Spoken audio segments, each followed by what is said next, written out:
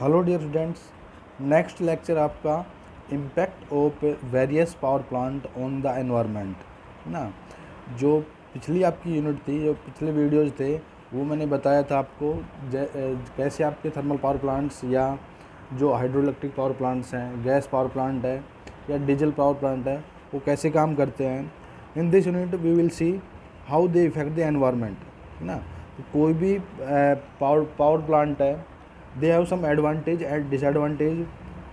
उसमें हम देखेंगे कि कौन सा पावर प्लांट जो एनवायरनमेंट है उसको किस तरीके से वो इफेक्ट करता है, ठीक है ना।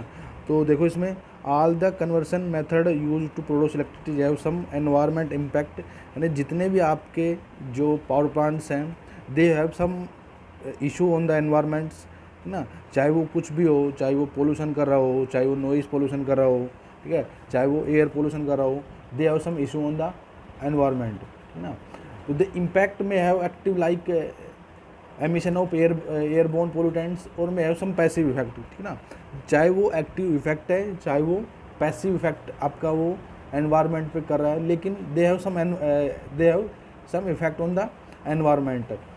अगर कोई भी आपका जैसे अगर आपका नॉन कन्वेंशनल एनर्जी मेथड है, वो भी कहीं ना कहीं वो एनवायरनमेंट में पोल्यूशन कर रहा है।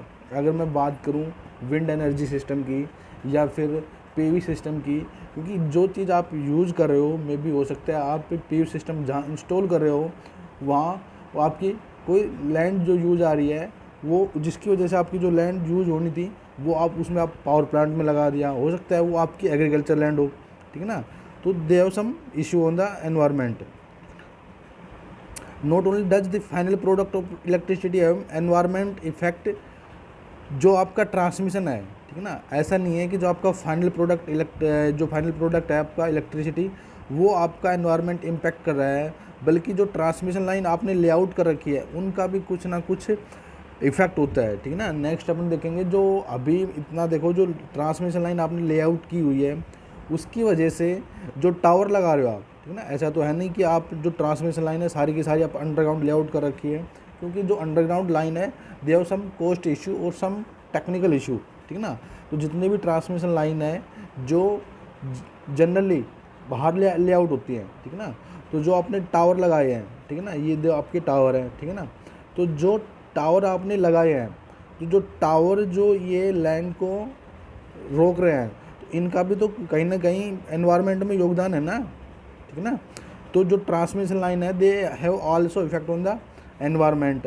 दूसरा, अभी के लिए जो ट्रांसमिशन लाइन है, जो हाई वोल्टेज ट्रांसमिशन लाइन है, ठीक है ना, क्योंकि जो मैंने बताया था आपको कि जो जनरेशन होता है वो आपका 11 kV पे होता है, ठीक है ना, जो जनरेशन और आपका 11 kV पे होता है, लेकिन जो आप ट्रांसमिशन करते हो वो आप 720 kV या 220 kV या 440 kV ऐसे कुछ करते हो आप, ठीक है ना। ये स्टैंडर्ड इंडिया का जो स्टैंडर्ड ट्रांसमिशन वोल्टेज है वो करते हो आप।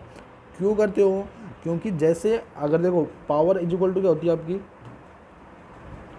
P is equal to VI, ठीक है ना। तो यहाँ से जो आपका करंट होगा वो क्या होगा, पावर डिवाइड बाई वोल्टेज, है ना। अगर आप सपोज 100 या 1 अगर आप 1100 मेगावाट, ठीक है ना, आप पावर ट्रांसफ़र कर रहे हो, अगर आपने वोल्टेज रख दिया 11 kV, ठीक है ना, तो हाउ मच करंट आप कंसिडर कर सकते हो, कितना करंट आएगा लाइन के अंदर, उसके लिए आपको कितना कंडक्टर का साइज़ लेना पड़ेगा, ठीक है ना। तो वो जो साइज़ है वो करंट पे डिपेंड करता है, ठीक है ना। तो दूसरा, जब आप वोल्टेज को इंक्रीज कर रहे हो, P is equal to VI, जब आप वोल्टेज को इंक्रीज कर रहे हो, ठीक है ना, तो उसके साथ में आपका करंट क्या हो जाएगा, डिक्रीज हो जाएगा। इसलिए जो आपका जो ट्रांसमिशन लाइन के अंदर आप वोल्टेज कर रखते हो वो हाई वोल्टेज रखते हो, ताकि जो आपका करंट है वो डिक्रीज हो जाए। और दूसरा, जिसके साथ में जो आपकी ट्रांसमिशन लाइन है उसका कुछ रेजिस्टेंस होगा, उसके जैसे आप वोल्टेज इंक्रीज कर रहे हो, ठीक है ना, जैसे आप वोल्टेज आपने इंक्रीज किया ना, तो जो I² R लॉसेज है वो क्या हो जाएंगे, डिक्रीज हो जाएंगे, क्योंकि आप वोल्टेज इंक्रीज कर रहे हो तो करंट आपका क्या हो जाएगा, डिक्रीज हो जाएगा, आपका ओवरऑल जो पावर लॉसेज है वो क्या हो जाएंगे, डिक्रीज हो जाएंगे। ये भी है कि जो आपकी ट्रांसमिशन लाइन, जब मैंने बताया कि आपको transmission line high voltage transmission line होती है, ठीक ना, तो जो हाई वोल्टेज ट्रांसमिशन लाइन है उनका कुछ इशू रहता है एनवायरनमेंट पे, ठीक ना। लाइक अगर आप कहीं नोटिस किया होगा आपने, कोई भी हाई वोल्टेज ट्रांसमिशन लाइन है, जब आप उसके नीचे से गुजरोगे तो आपको एक हिसिंग नॉइस आएगी, ठीक है ना। तो जो नॉइस है उसकी वजह से भी आपका नॉइस पोल्यूशन हो रहा है। तो जो उसके सराउंडिंग में जो आपका एनवायरनमेंट है, उसके साथ में जो स्पेसीज़ हैं, यानी उसके साथ में जो पशु पक्षीज़ हैं, उनको भी नॉइस पोल्यूशन होगा, ठीक ना। तो जो इवन आपका जो ट्रांसमिशन लाइन है उनका भी एनवायरनमेंट में कहीं ना कहीं इशू रहता है, ठीक ना। This is specially true of fossil fuel and nuclear power plant, ठीक ना, which use large quantity of fuel taken from the earth. क्योंकि जो आपके जो नेचुरल रिसोर्सेज हैं, जो कन्वेंशनल आप मेथड यूज कर रहे हो, कन्वेंशनल मेथड आप यूज कर रहे हो जिसमें फ्यूल आप कोल यूज कर रहे हो या आप डीजल यूज कर रहे हो, ठीक है ना, तो ये सारे क्या है, लिमिटेड रिसोर्सेज हैं। एक टाइम के बाद दे विल वेनिश, यानी एक सर्टेन टाइम बाद जो इनके स्टोरेज हैं वो ख़त्म हो जाएंगे ना। तो आप जो आपकी अर्थ है उसके नीचे से आप इनका दोहन कर रहे हो, जो आपको, तो जो इनके रिजर्व ख़त्म होने के बाद आपको वहाँ से खाली जगह क्या हो जाएगी, आपका खाली जगह हो जाएगी, जिसकी वजह से सम, जो आपको पता है, जिसकी वजह से अर्थक्वेक वगैरह आएंगे। तो ये सारे के सारे इसके टेक्निकल इश्यूज हैं एनवायरनमेंट के ऊपर। दूसरा, अगर आपका न्यूक्लियर पावर प्लांट है, ओके, जो आपका न्यूक्लियर पावर प्लांट है वो सबसे आपका डेंजर से, अगर उसके अंदर कुछ टेक्निकल फॉल्ट आ जाता है, सपोज आपका ये रिएक्टर है, ठीक है ना, सपोज आपका ये रिएक्टर है, अगर उसके अंदर कुछ भी टेक्निकल फॉल्ट आ गया, न्यूक्लियर कुछ हैजार्ड्स आ गया, तो पूरा का पूरा एनवायरनमेंट ख़त्म हो सकता है आपका, क्योंकि वहाँ पर रेडियो एक्टिव मटेरियल्स आ जाएंगे या रेडियो एक्टिव जो आपकी किरणस है वहाँ पर वो आ जाएंगी, जिसकी वजह से पूरा का पूरा एरिया है वो कंटेनमेंट एरिया हो जाएगा और वहाँ पर रहना एक डेंजरस हो जाएगा, ठीक है। सारे के सारे इसके क्या हैं, ये एनवायरनमेंट इफ़ेक्ट हैं। अगर मैं स्पेशली सोशल फ्यूल में कोल की बात करूँ, क्योंकि जो आपकी स्टीम जनरेट होगी उसके लिए आपको क्या चाहिए, वाटर चाहिए। तो आप देख सकते हो कि यहाँ पर जो वाटर का जो एक फिगर है वो कितना बड़ा फिगर है, यहाँ से 25 × 109 गीगावाट, ठीक है ना, पर ईयर। जो ये आप इतना वाटर यूज कर रहे हो, एक गीगावाट के लिए आप इतना अमाउंट का जो 25 × 109 इतना गलन पानी आप वाटर आप यूज़ करते हो, है ना। तो सारा का सारा वाटर कहाँ से आ रहा है, आपका वाटर रिसोर्सेज है वहाँ से आ रहा है ना। तो कहीं ना कहीं आप जो वाटर रिजर्व है उनको भी आप हार्म पहुँचा रहे हो। उसके बाद जो एनवायरनमेंट इफेक्ट है, ठीक है ना, जो फॉसिल फ्यूल पावर प्लांट्स का, देखो वो किसका, देखो कितने यहाँ से डेंजर्स आपके पोल्यूटेंट आ रहे हैं यहाँ पे।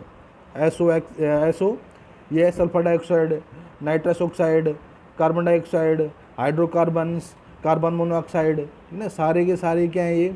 और आपका सबसे इम्पोर्टेंट ग्रीन हाउस गैसेज, ये सारे के सारे किसके इफेक्ट हैं, जो आपका थर्मल पावर प्लांट है उसके अंदर इफेक्ट आ रहे हैं ये, ठीक है ना। तो सारे के सारे क्या हैं, ये एनवायरनमेंट को कहीं ना कहीं ये हार्म पहुँचा रहे हैं। अब देख जो आप कंपेरिजन करें इन वेरियस पावर प्लांट का, ये आपका कोल पावर प्लांट है, ठीक है ना, ये आपका कोल पावर प्लांट है,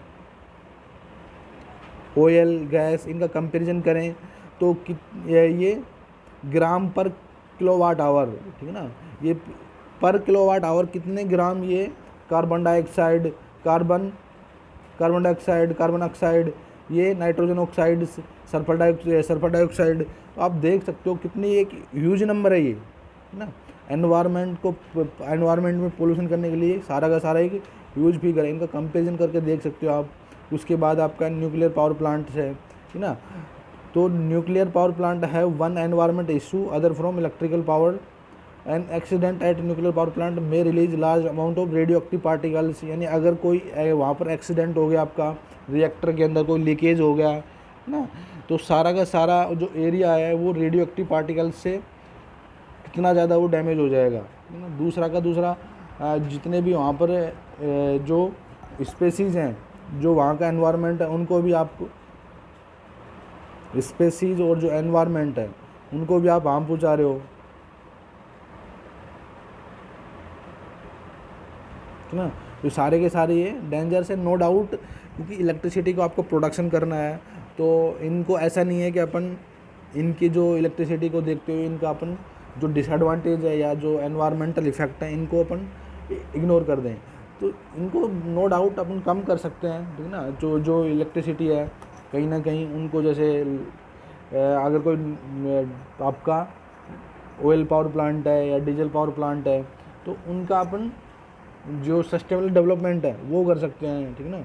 उसके साथ में कैसे अपन उनको एक अच्छी तरीके से यूटिलाइज कर सकते हैं, वो सारा का सारा अपन कर सकते हैं, ठीक है ना। उसके बाद आपका हाइड्रो पावर प्लांट है ना।